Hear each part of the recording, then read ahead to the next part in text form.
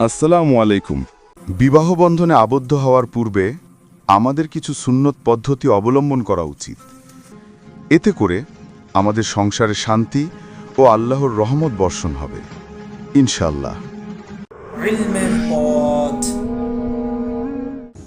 Number 1, বিয়ের নিয়ত শুদ্ধ করা।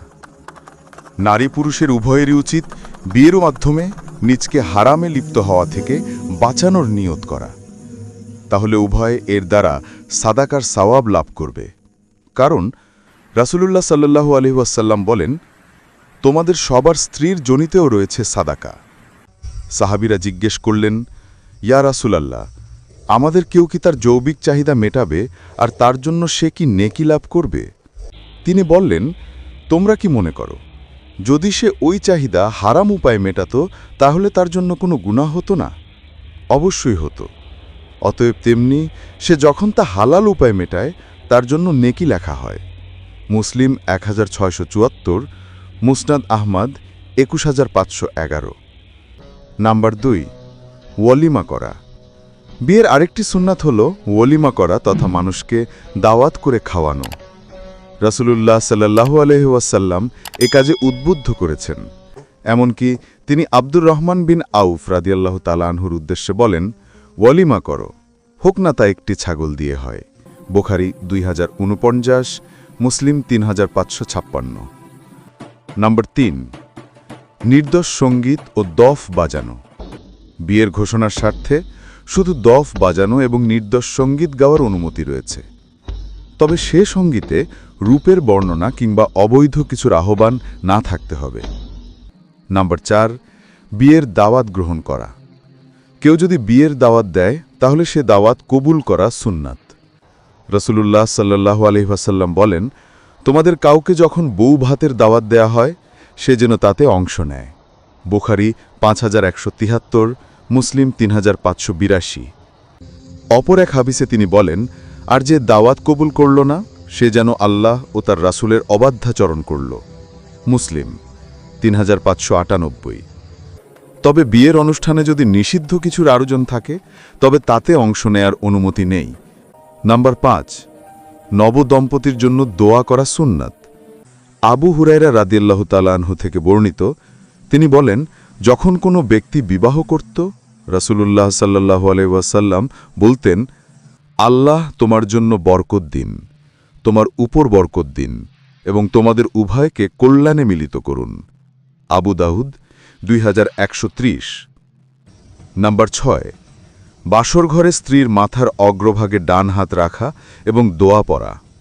রাসূলুল্লাহ সাল্লাল্লাহু আলাইহি ওয়াসাল্লাম বলেন, তোমাদের কেউ যখন কোনো নারী, ভৃত্য বা বাহন থেকে উপকৃত হয়, বিয়ে বা খরিদ করে, তবে সে যেন তার মাথার অগ্রভাগ ধরে বিসমিল্লাহ পড়ে এবং বলে, আল্লাহুম্মা ইন্নী আসআলুকা খাইরাহা ওয়া খাইরা মা জুবিলাত আলাইহে ওয়া আউযু বিকা মিন শাররিহা ওয়া শাররি মা জুবিলাত আলাইহে। হে আল্লাহ, আমি আপনার কাছে এর ও এর স্বভাবের কল্যাণ প্রার্থনা করছি এবং এর ও এর স্বভাবের অকল্যাণ থেকে আশ্রয় প্রার্থনা করছি। বাইহাকি সুনান কুবরা 14211। ইবনে মাজা 1918। নাম্বার 7, স্বামী স্ত্রী উভয়ে একসাথে 2 রাকাত সালাত আদায় করা। আব্দুল্লাহ ইবনে মাসউদ রাদিয়াল্লাহু তাআলা আনহু থেকে বর্ণিত, তিনি বলেন, রাসূলুল্লাহ সাল্লাল্লাহু আলাইহি ওয়াসাল্লাম ইরশাদ করেন, স্ত্রী যখন স্বামীর কাছে যাবে স্বামী তখন দাঁড়িয়ে যাবে আর স্ত্রীও দাঁড়িয়ে যাবে তার পেছনে।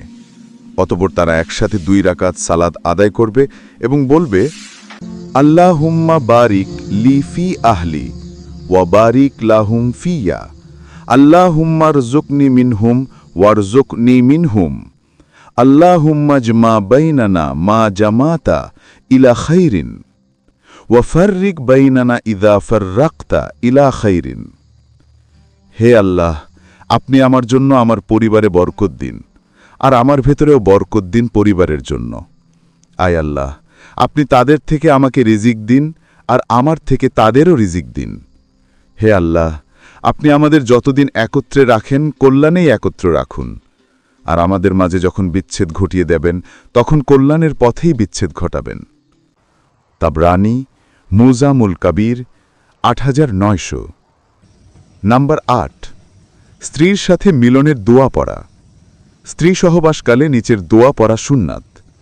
রাসূলুল্লাহ সাল্লাল্লাহু আলাইহি ওয়াসাল্লাম বলেন, তোমাদের কেউ যদি স্ত্রী সঙ্গমকালে বলে, বিসমিল্লাহে আল্লাহুম্মা জান্নিবানা শাইতানা ওয়া জান্নিবিশ শাইতানা মা রাযাকতানা, আল্লাহর নামে শুরু করছি, হে আল্লাহ আমাদেরকে শয়তানের কাছ থেকে দূরে রাখুন আর আমাদের যা দান করেন তা থেকে দূরে রাখুন শয়তানকে।